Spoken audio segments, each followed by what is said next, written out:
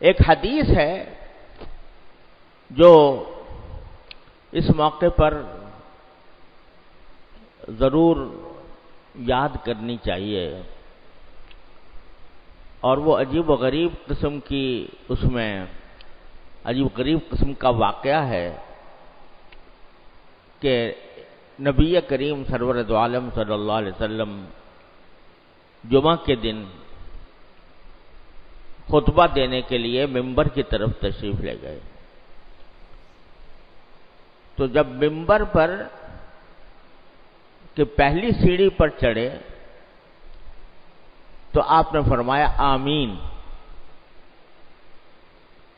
پھر دوسری سیڑھی پر چڑھے تو فرمایا آمین، پھر تیسری سیڑھی پر چڑھے تو تیسری بار فرمایا آمین۔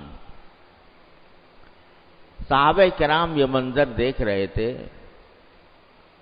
کہ رسول کریم صلی اللہ علیہ وسلم نے بظاہر زبان سے کوئی دعا نہیں کی اور آمین فرمائی۔ آمین تو کسی دعا کے بعد عام طور سے کہا جاتا ہے، لیکن آپ نے پہلی سیڑھی پر بھی آمین کہا، دوسری سیڑھی پر بھی اور تیسری سیڑھی پر بھی۔ تو بعد میں نبی کریم سرور دو عالم صلی اللہ علیہ وسلم سے صحابہ کرام نے پوچھا کہ یہ کیا بات تھی کہ آپ نے ہر سیڑھی کے اوپر آمین کہا؟ تو رسول کریم صلی اللہ علیہ وسلم نے جواب دیا کہ میں جب پہلی سیڑھی پر چڑھا تو حضرت جبریل امین علیہ السلام میرے سامنے آئے اور انہوں نے ایک دعا کی، اس دعا پر میں نے آمین کہی۔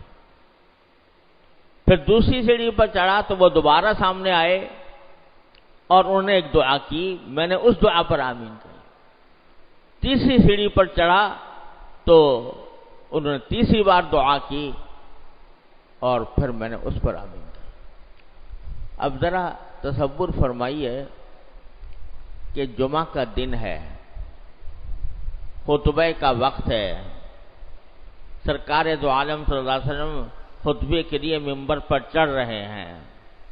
دعا کرنے والا کون؟ جبریل امین علیہ السلام۔ آمین کہنے والا کون؟ سرکار دو عالم صلی اللہ علیہ وسلم۔ اس دعا کی قبولیت میں کوئی شک ہو سکتا ہے کہ جبریل دعا کر رہے ہیں، حضور اقدس صلی اللہ علیہ وسلم آمین فرما رہے ہیں،